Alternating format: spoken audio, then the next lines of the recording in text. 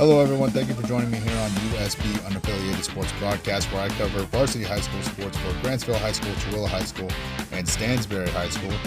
Shifting our focus to basketball as that time has arrived. So thank you for listening. I hope you enjoy the show. Please head over and like the Instagram page, follow it. That's where I put all the stats and updates and all the graphics to recognize these players. And be sure to get out there and support these local athletes. Thank you and enjoy the show.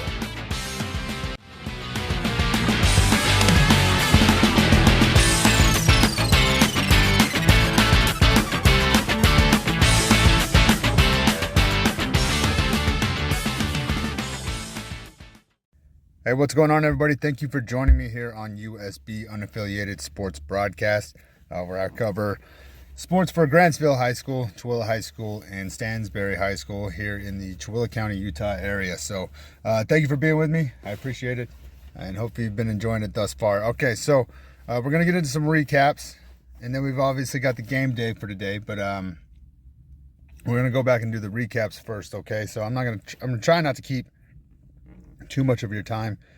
No video today. I've got some stuff with work, so it just is what it is. But I found some time. We're going to do an audio podcast. We're going to get this out here. So let's recap. Okay, so today is the 29th. On Monday, which was the 27th, the Grantsville ladies went on the road to face Ridgeline. The ladies faced an impressive team from Ridgeline on Monday, where they were dealt their first loss on the season with a score of 67-34. Now, the ladies were led in points by number 11, Avery Allred, with 9 points on the night, marking her lowest scoring game of the season thus far, as no player from Grantsville would hit double digits in this game. Meanwhile, the Riverhawks were led by number 15, Abby Munford, who had 19 points and 11 rebounds, securing a double-double. Grantsville kept the Riverhawks star number 5, Emily Skinner, to under 20 as she would score 18 on the night, but also secured a double-double with 12 rebounds. Overall, this was not a very good game for the Cowboys. Nothing appeared to be working for them in this one. They did okay on rebounds, but that was probably their best stat comparison at 21-30 in favor of Ridgeline. The Riverhawks shot an impressive 61% from the field, and they just couldn't miss. Definitely not how the ladies wanted this one to go, but credit has to be given to the Riverhawks as they executed as you would expect a number 1 ranked team to execute. So check them out if you're not familiar with Ridgeline, as they are a very good team, and they put a whooping on our ladies, who are also a very good team. So if you haven't seen them play, check them out. They're pretty legit. Now, the ladies would have no time to dwell on this loss, as they turned and burned out to Morgan last night for a second meeting of the season against the Morgan Trojans. Now, Morgan came into this one looking to split the season with the ladies after losing the first matchup in what I would say was a pretty good game overall. But unfortunately for the Trojans, I think the ladies were a little upset with their performance on Monday, maybe a little embarrassed, and that did not favor well for Morgan, as Grantsville would take this game 87-63. Now, 5 players for Grantsville would hit double digits on the night, shooting 53% from the field and 75% from the line on 24 attempts. Led overall by number 11, Avery Allred, who had 21 points. Both Allred and number 1, Bailey Louder, would foul out in the fourth. But despite that, Louder would achieve a double-double on the night with 17 points and 12 rebounds. I can't say enough about the overall team contribution in this game, seriously, because number 15, Emmy Butler, she had 17 points on the night. Number 10, Cody Williams, had 16 points on the night. Number 22, Ren White, with 10 points on the night. Number 5, Alexis Egbert, with 4 points on the night. And number 4, Hazley Hall, with 2 points on the night. So let's be honest, though. Morgan played some good basketball. They really did. They played a good game. They put up 63 on the night and had a 42-point second half. There was a collective 89 points scored in the second half alone, guys. So they played very well. In fact, number 13, Ava Birkland, she had 25 points on the night and 7 threes. What a game for that young lady, because if I heard the announcers correctly, she tied a school record in threes for that game, I believe. So I think if she would have made another one, she would have beat it or something like that, but I think she tied it. They were kind of talking about it. So seriously, what a game, and that's impressive, right? Number 23 for Morgan, Zoe Rockenfield, she had 12 points. Number 21, Kira Brewer with 9 points. Number 2, Bella Nelson with 7 points. Number 10, Alexis Burt with 7 points. Number 1, Michaela Williams with 2. And number 15, Camry Wardle with 1 point. So again, not a bad game for the Trojans by any means. Unfortunately, Grantsville ladies played and executed like they had something to prove. They truly did. So Grantsville moves to 19-1 on the season and look to continue their impressive season at home on Thursday, January 30th against the 13-6 South Summit Wildcats. Seriously, ladies, great job. Again, great all-around team contribution on that one.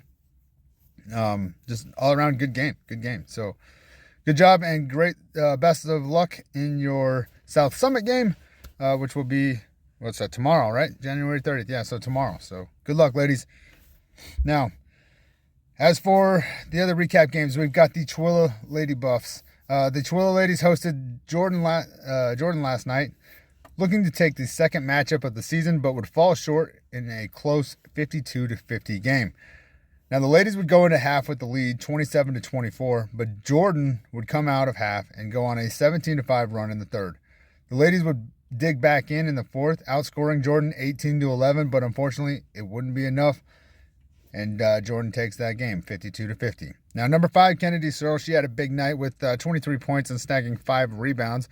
And for Jordan, they were led by number 5, Tess Jacobson, who finished the night with 19.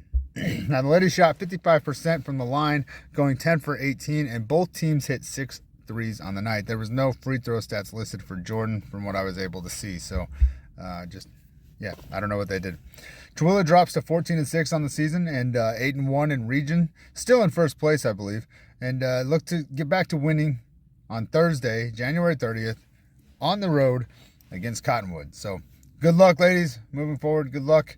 And way to dig back in last night, and just unfortunately fell just a little bit short. So good job to bounce back and dig back into that one. So good job and best of luck moving into your game tomorrow night, ladies.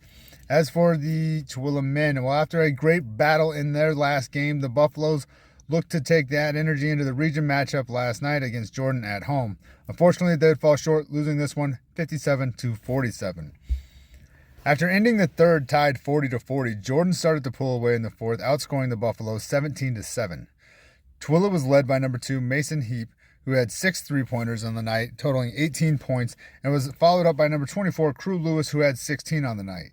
Jordan was led by number 1, Mason Tolley, with 16, and number 4, Blake Hansen, with 12. Now, neither team did well from the line, with Jordan going 8 of 16 and Tooele going 1 of 5 on the night.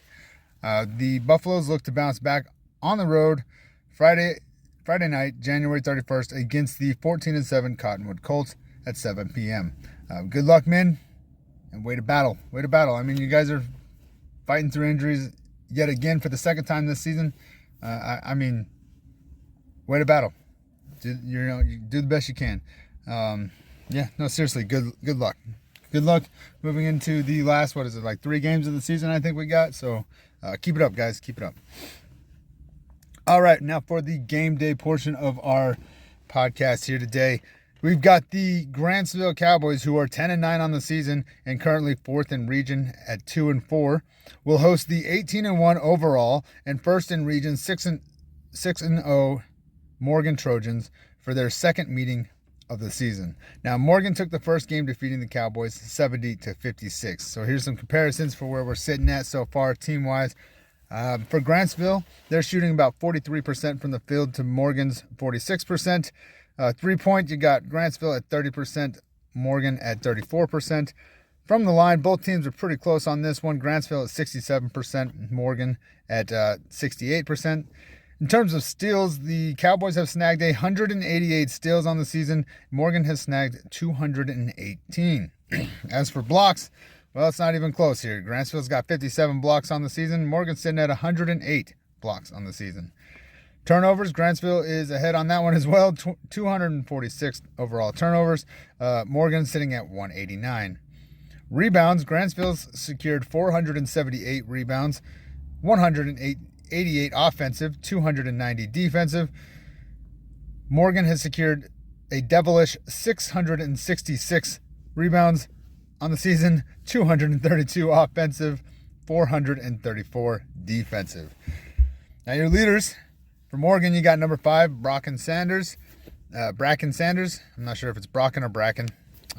He's got 360 points, averaging 18 1.95 points per game. He's followed up by number 1, Colton Asay, 271 points, averaging 14.26 points per game. In third place, you got number 11, Jake Hansen, with 265 points, averaging 13.9 points per game. In fourth place, number 22, Nate Pace, 152 points, averaging 8 points per game. In fifth place, number 31, Mason Williams, with 147 points, averaging 7.7 points per game. And in sixth place for them, they've got number 3, Brody Peterson, with 82 points on the season, averaging 4.3 points per game. Now, as for Grantsville, your leaders are number 2, Bryson Roberts, with 362 points, averaging 19 points per game. He's followed up by number 24, my man, Dennis the Menace Castino, with 152 points on the season, averaging 8 points per game. In third place, we've got number 11, Dresden Jensen, 123 points, averaging 6.47 points per game. In fourth place, number 10, Cam Killian, with 85 points, averaging 4.4 points per game. He's followed up by number 34, Mike Troxel, with 80 points, averaging 4.2 points per game. And in sixth place, we've got number 20, Peyton Thornton, with 75 points, averaging 3.9 points per game. So those are your leader comparisons. As for your leading rebounders for both teams, for Grantsville, it's number 11, Dresden Jensen, with 113 rebounds on the season. He's got 47 offensive and 66 defensive. As for Morgan, they're led in rebounds by number 31, Mason Williams, with 180 rebounds. He's got 66 offensive rebounds and 114 defensive rebounds. So that's a little bit of your stat comparison breakdown. Now, keys for success. Okay, again, take this with a grain of salt. Okay, I'm no expert. I read the stats and I watch a lot of basketball. Okay, so in my opinion, keys for success for Grantsville is going to definitely be rebounds, much like for the ladies in the Ridgeline game. That was what my head was at, right? This one's kind of similar in my opinion. Rebounds. In the last matchup, the Trojans were able to secure 15 offensive rebounds, leading to second chance opportunities. Grantsville's got to put a stop to that, right? They've got to limit those offensive rebounds as much as possible. I understand you're going to get some, but they got to limit as much as they possibly can. Overall, Morgan out-rebounded the Cowboys 37-25 in that last game. So Grantsville will need to play very disciplined defense on the perimeter as well, I think, as the Trojans have made 129 threes on the season and have attempted 377, with number 1, Colton Asay, leading them with 59 threes and attempting 137 so far on the season. So he's going to shoot those. So I'm sure they will look to utilize that a lot, in my opinion. So, Grantsville's going to just really need to play some disciplined defense, I think, especially on the perimeter. I'm looking for the bench play from Grantsville to be an important factor in this game. All season long, Grantsville has had great production from players coming off the bench. Not just in points, but in defense as well. With players like number 3, Jordan Fossen, coming in and being third in overall steals for the team, with 23 on the season. That's pretty impressive, right? So they've got a lot of contribution from not just the offensive side, but the defensive side as well. And so I'm thinking that they're gonna need to come up big as getting some bench play in this one. So if this game is as chippy as I imagine it's going to be, right, I think there will be added minutes because of foul trouble for both teams. And I like Grantsville's bench a little bit more, as it's more spread out.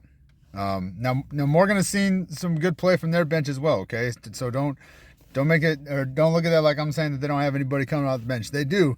I just feel like Grantsville's is a little bit deeper. That's all.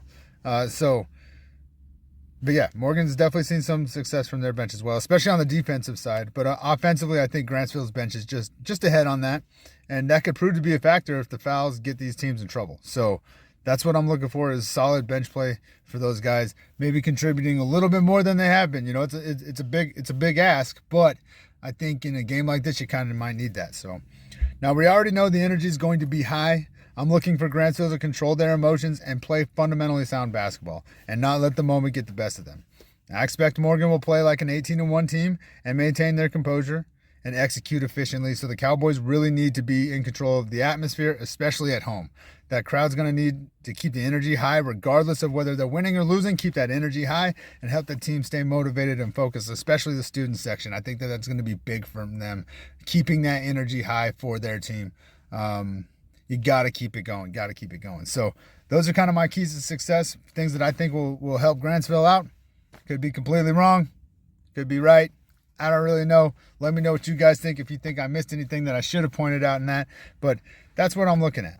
All right, so these games are always electric, and I'm expecting nothing less in this region rivalry matchup. So this game will be tonight at 7 p.m. in Grantsville. Trust me, you are not going to want to miss this one. Again, these games always make for an exciting atmosphere. So that's going to wrap up the episode today, guys. Thank you for being with me. Thank you for sharing and supporting this stuff. Again, it's all to get these kids as much publicity as we possibly can. These young athletes, I say kids, these young men and women. Seriously, good luck to everybody. We should have a game day episode for Stansbury tomorrow. They've been quiet all week because they haven't had any games, but looking forward to doing that one. Good luck to Tooele and Grantsville ladies tomorrow, and obviously good luck to the Grantsville men tonight. All right, so hey, as always, guys, please take care of yourself.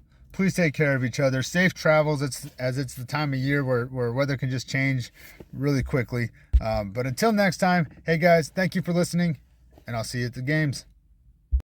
Thank you for listening to USB Unaffiliated Sports Broadcast. I hope you enjoyed the show. Be sure to get over there to Instagram and share this stuff. We also have a Facebook page if you're interested in that side of it. But get out there and share this stuff to support these local athletes. That's what it's all about. So thank you. I hope you enjoyed the show. The podcast is available on Spreaker, Spotify, Amazon Music, YouTube, iHeartRadio, and probably places I'm not even aware of. So be sure to get out there, like, follow, and share that stuff, and I hope you enjoyed it. Thank you.